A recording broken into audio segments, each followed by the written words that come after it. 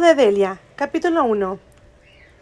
Sé que puede haber demasiada ira, pero ¿puede existir tal cosa como demasiado amor? Una vez, cuando el padre Martínez estaba dando lecciones de Biblia en nuestra iglesia en mi pueblo mexicano, Paulina García, una de las niñas más brillantes de nuestra clase, le preguntó al padre Martínez por qué Adán fue y comió del fruto prohibido después de que Eva lo había hecho. Él sabía que estaba mal y lo que le pasaría a ella. ¿Por qué hacerlo? El padre Martínez sonrió y dijo, porque la amaba demasiado y no quería estar sin ella. Paulina sonrió y sacudió la cabeza. No puedo imaginarme amar tanto a alguien. ¿Lo harás?, predijo el padre Martínez. Vas a ver. Pensé en la respuesta del padre Martínez cuando me fui con el señor Bobbio a vivir a su casa. Estaba embarazada del hijo de su hijo Adam y acepté su habitación. Me dije a mí misma que lo estaba haciendo tanto por él como por mí. No tenía nada más que darle que la alegría de ver a su nieto, pero en el fondo de mi corazón esperaba que el amor del señor Bobbio por su hijo no fuera tan grande como el amor de Adán por Eva. No quería que ninguno de los dos hiciera algo prohibido, algo que nos dejara fuera del paraíso. Un nuevo hogar. Todos los empleados de la hacienda del señor Bobbio estaban allí para recibirme la mañana que llegué a su hacienda. Nadie que me viera por primera vez desde que había salido de la clínica psiquiátrica sabía que estaba embarazada. Pero por la expresión de todos, incluso por la forma en que los jardineros me miraron cuando salí de la limusina del señor Bobbio, me resultó obvio que lo sabían. Había tantas expectativas y reverencias en sus rostros. Cualquiera pensaría que llevaba abrazos a un futuro rey. Más tarde vi que mi simple aparición hacía que las conversaciones se detuvieran o que bajaran la voz y abriera los ojos, que rápidamente bajaban la mirada, ya fuera como profundo respeto o con profundo miedo. Sospeché que el miedo provenía de la remota posibilidad de que él o ella hiciera algo que me molestara y que esa molestia provocara un aborto. Aunque me resultaba difícil que los empleados me trataban como si fuera una frágil porcelana, no podía enojarme con ellos.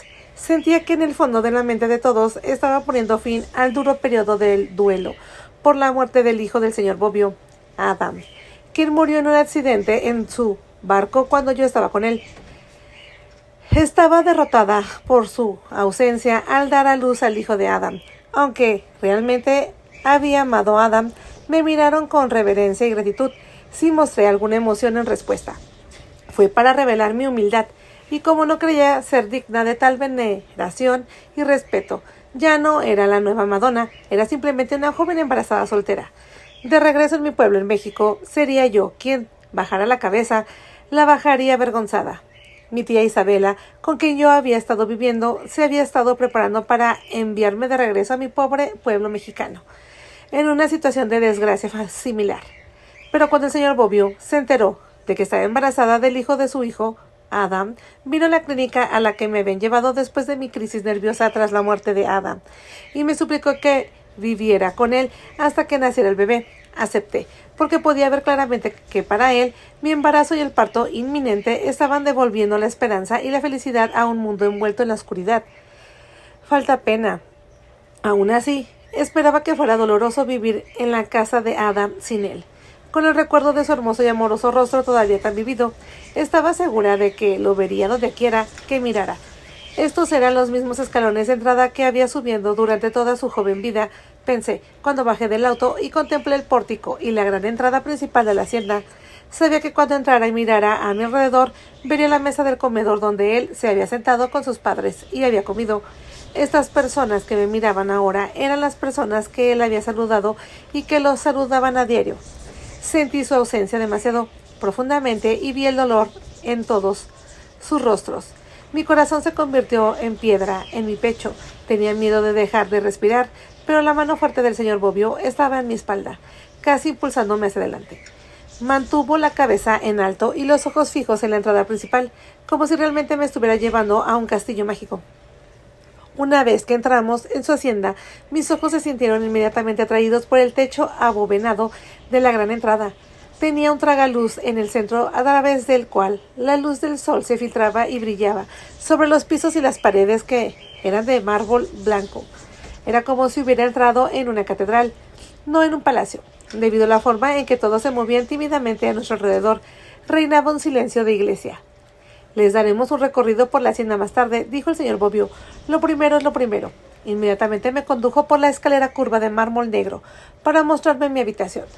Cuando abrió las grandes puertas dobles de caoba con dos hermosas panteras negras con ojos de rubí en relieve, me quedé sin aliento, abrumada. El dormitorio era más grande que el de mi tía Isabela. La cama con dosel de color rojo sangre era más ancha y larga que la de ella y tenía suficientes almohadas mullidas para una familia de 10 personas. Colgando justo al pie de la cama había una lámpara de araña dorada con bombillas en forma de lágrima que arrojaban luz. En la pared a mi derecha había un gran cuadro enmarcado en terciopelo de las mismas dos panteras que estaban grabadas en la puerta, y había estatuas negras de ellas en mármol teñido de carmesí sobre pedestales. Las cortinas de terciopelo eran escarlatas y los muebles tenían un tinte rojo. Incluso la alfombra del dormitorio era roja. En las mesitas de noche se colocaron ramos de rosas rojas frescas en jarrones. «Te quedarás aquí, Delia», dijo, señalando la suite. «Es hermoso, señor Bobbio, pero es tan grande. Era la suite de mi esposa», dijo. «¿La de su esposa? Pero aquí es donde te quedarás», dijo con más firmeza.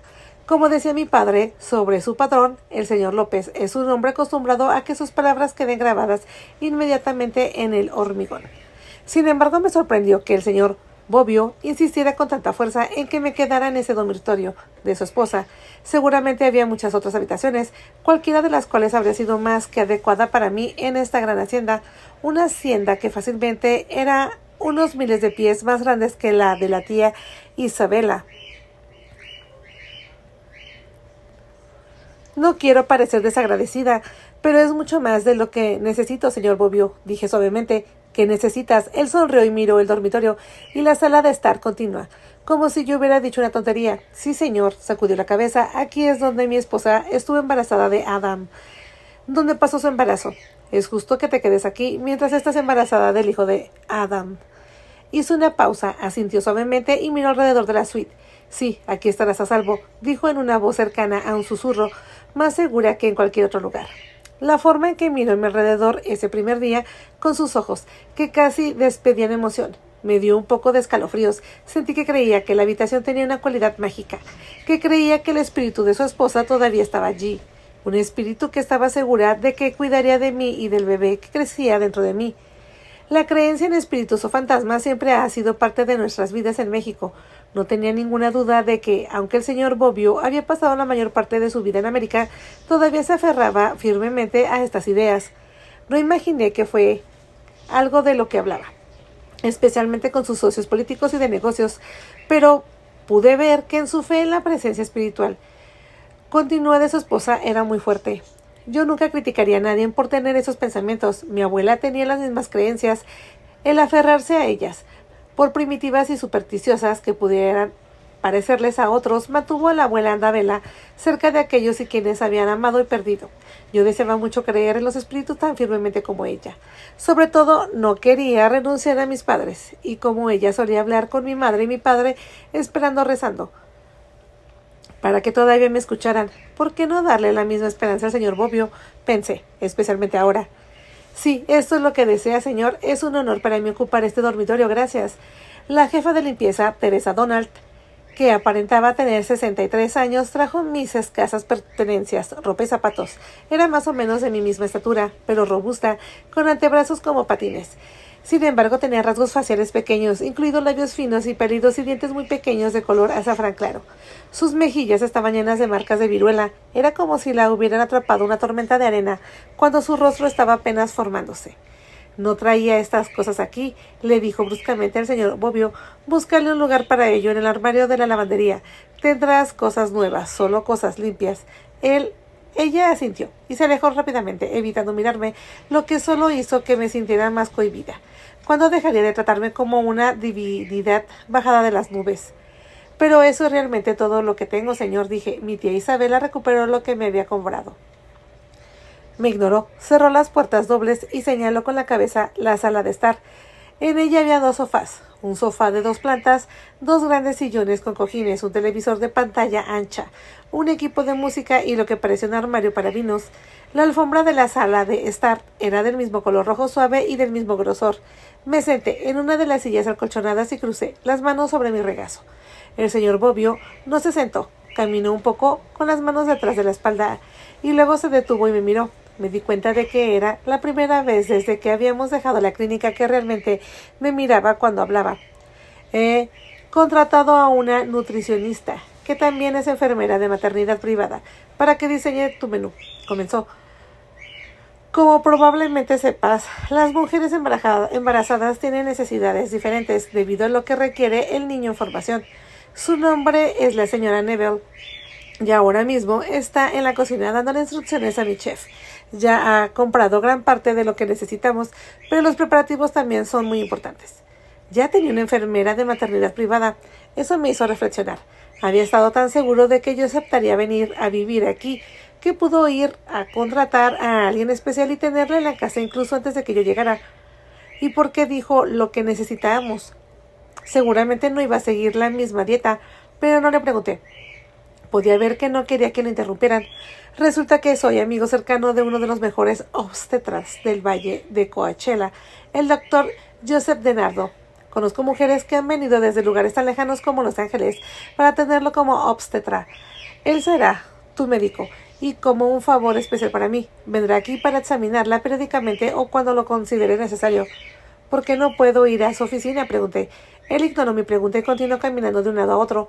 Sé que las mujeres embarazadas deben hacer ejercicio, caminar con regularidad, mantenerse ocupadas y que estés muy acostumbrada a hacer las tareas domésticas, pero mis sirvientas se encargarán de todas esas tareas necesarias. Además de Teresa, tengo otras 2 sirvientas que se encargarán del área de abajo. Sin embargo, solo Teresa estará aquí para atender tus necesidades.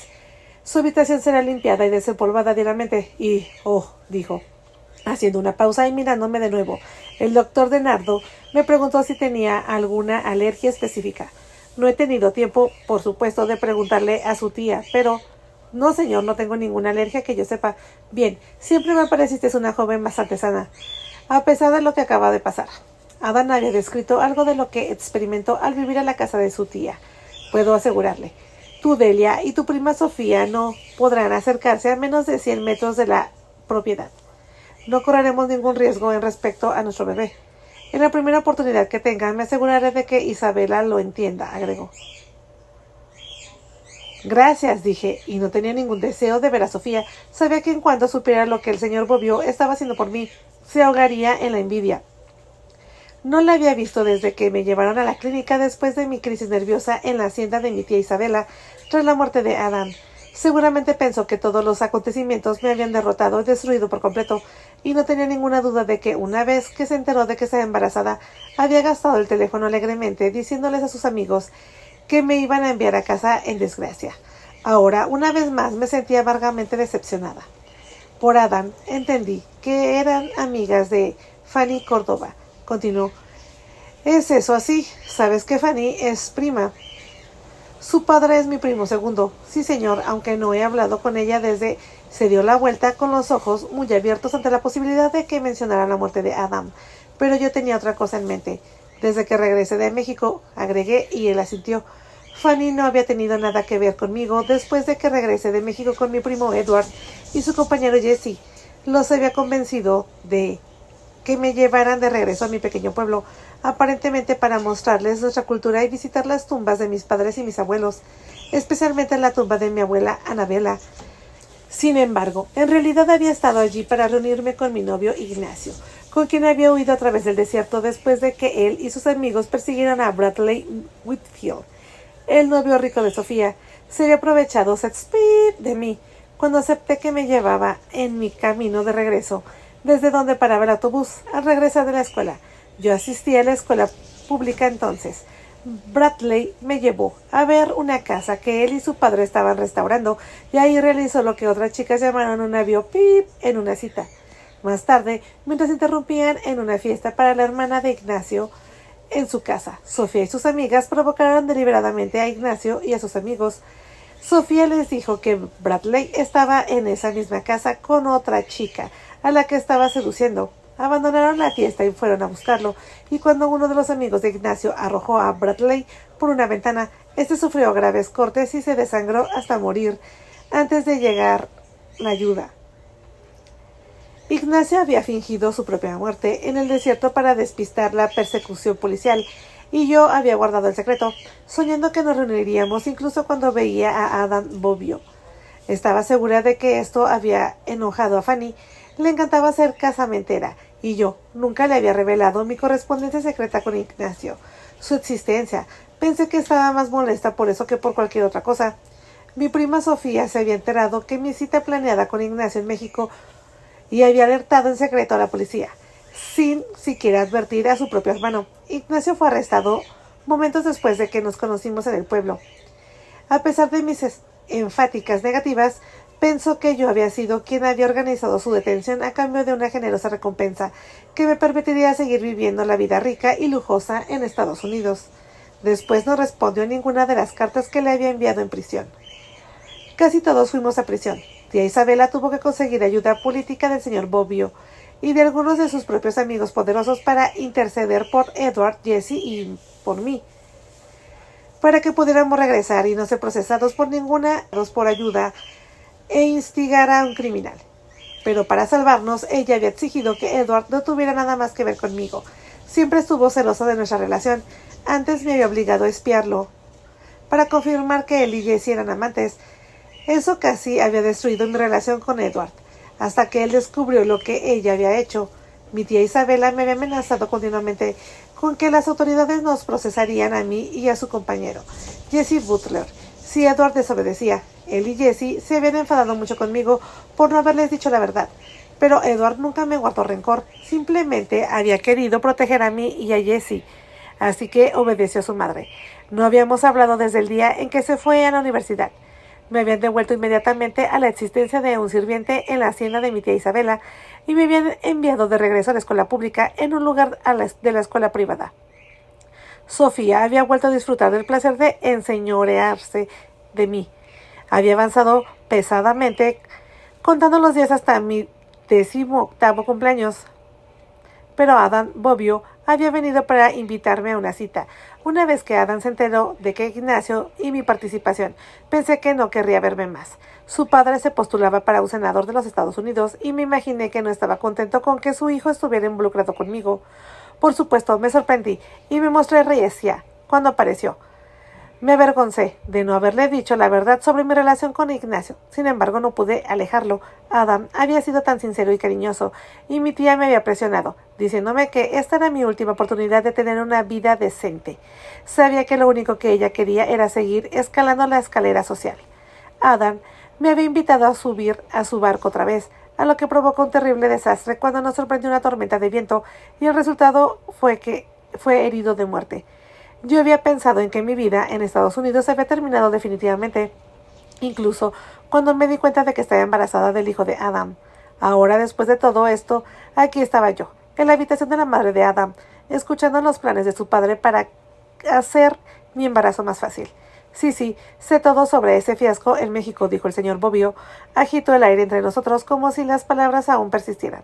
No lo discutiremos, lo hecho está. Veré lo de Fanny, añadió. ¿Hay alguien más con quien eres amigable o has sido amigable? Chicas de la escuela pública, tal vez. Él arqueó las cejas. Debemos tener mucho cuidado con quién invitamos a esta casa. Nadie en este momento, señor. Sin embargo, quiero terminar mis estudios y obtener mi diploma de escuela secundaria. Dije, algún día espero ir a la escuela para ser enfermera. Sí, es muy buena idea. Deberías seguir una carrera. Te llevaré a una muy buena facultad de enfermería. Un amigo mío es presidente de una excelente empresa en la costa este. ¿Costa este? Sonreí. Con un bebé para cuidar. Pasará algún tiempo antes de que pueda asistir a una escuela de enfermería, señor, pero seguro que hay algunas cercanas por aquí. Sí, tienes razón. No pongamos el carro delante del caballo. Como has dicho, todavía tienes que obtener tu diploma de secundaria. Te dije en la clínica que estudiaría la educación en casa o alguna tutoría. No te preocupes por eso. Déjalo todo en mis manos. No es nada para mí conseguir que alguien calificado venga aquí y te haga el trabajo. Pero realmente podría asistir a la escuela pública y no, dijo bruscamente, y luego respiró hondo para calmarse y sonreír de nuevo. Eso sería innecesario y tonto en estas circunstancias. Me queda solo un mes de escuela y no tengo mucho más que 2 meses de embarazo, señor. Él negó con la cabeza. No quiero que te mezcles con tanta gente. Gente de condiciones mucho más pobres, de condiciones insalubres. Tú misma sabes cómo viven algunos de tus compañeros de la escuela pública. traen enfermedades, gripe, y ahora que estás embarazada, bueno, no es necesario que corras ninguno de esos riesgos. Yo me ocuparé de eso por ti. Te conseguiré todos los libros que necesites, todo. No te preocupes, soy un amigo del comisionario de educación. Puedo hacer que estas cosas sucedan. No pienses más en ellas. Vi que también esas eran palabras escritas en el hormigón. Era inútil discutir al respecto. Tal vez él pensaba que yo encontraría otro novio en la escuela, incluso estando embarazada, y me iría a vivir lejos con mi bebé. Lo que mejor le parezca, señor. Sí, está bien. El médico vendrá esta tarde después de sus funcionales habituales. Dijo. Él te examinará y a partir de ahí iremos poco a poco. Mientras tanto haré que te preparen algo de comer para el almuerzo. Puedes ponerte cómoda. Puedes usar cualquier cosa que encuentres que te quede bien hasta que te consigamos ropa nueva. Verás que gran parte de lo que hay aquí apenas ha sido utilizado. Como solía decir Adam, mi esposa era adicta a la ropa y no estás lejos de su talla. Ella tenía más o menos tu altura y tu figura. Hay fotografías, señaló, algunas de las fotografías enmarcadas. Tengo muchas más en mi oficina de abajo. Sus películas, sus sesiones de fotos. Podrás verlos más tarde. Él sonrió y se quedó mirándome como si yo fuera una ventana a través de la cual pudiera mirar hacia un pasado más feliz. Ella no era mucho mayor que tú cuando nos conocimos, dijo, apenas por encima de un susurro. Gracias, señor, respondí, sacándolo de sus cavilaciones. Su sonrisa se atenuó y se desvaneció como una luz que se apagaba. Lentamente se sacudió como si acababa de sentir un escalofrío. Sí, déjame ver sobre el almuerzo. Solo descansa, me dijo, y salió de la suite. Una cosa más, señor Bobbio. Él pausó. Cuando viniste a buscarme a la clínica esta mañana, me prometiste que me llevarías a mi pueblo en México para que pudiera visitar las tumbas de mis padres y mis abuelos. Sonreí. Incluso bromeaste sobre llevarme en helicóptero. Él asintió. Sí, lo investigaré, pero primero asegurémonos de que el médico crea que estás bien. ¿Por qué no debería estar bien, señor? No soy una persona frágil. Aunque estoy embarazada, mi madre trabajó en los campos de soya hasta que cumplió 9 meses. Dio un paso hacia mí. Es verdad, Delia. Las mujeres hacían eso y lo siguen haciendo todavía. Tienen que hacerlo para poder darles de comer en la mesa.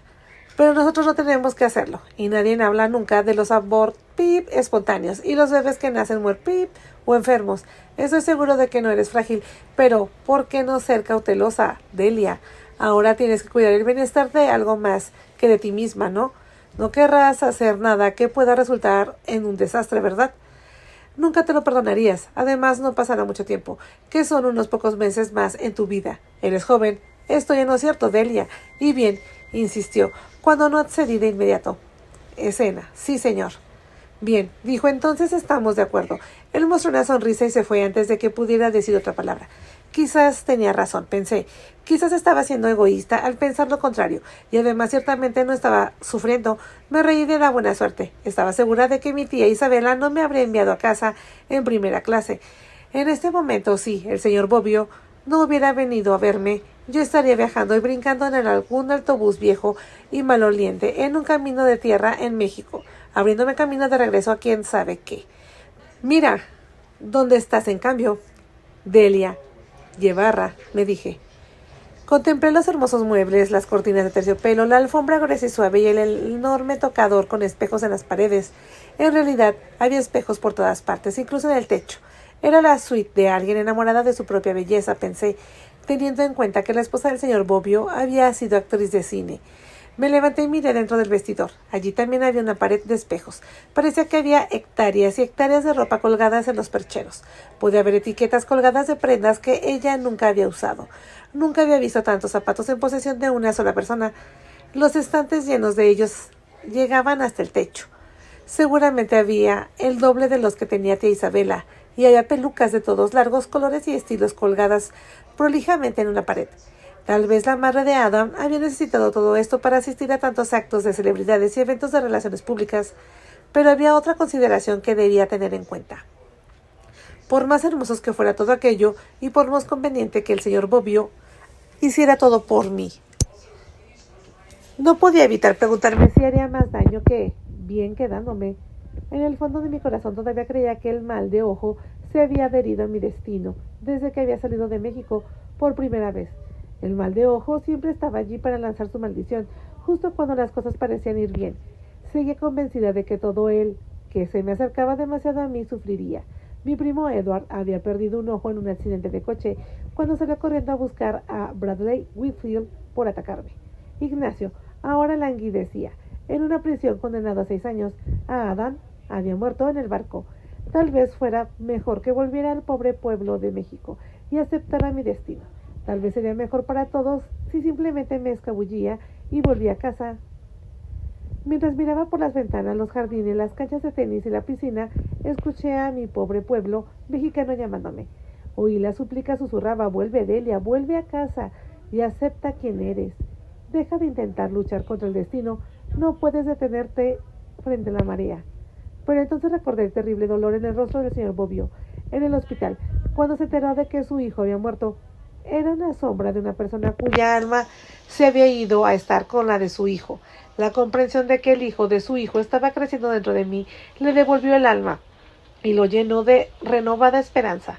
¿Cómo pude escaparme y dejarlo como una fruta rica que se mueve en la vid? ¿Cómo puede ser tan cruel? ¿Cómo puedo ser tan egoísta? Y especialmente cuando él estaba haciendo tanto para que yo estuviera cómoda y para asegurar la salud y el bienestar de mi bebé. No, Delia, me dije, debes aprender a aprovechar la buena fortuna cuando te llega y no insistir en recuerdos de tristeza y derrota.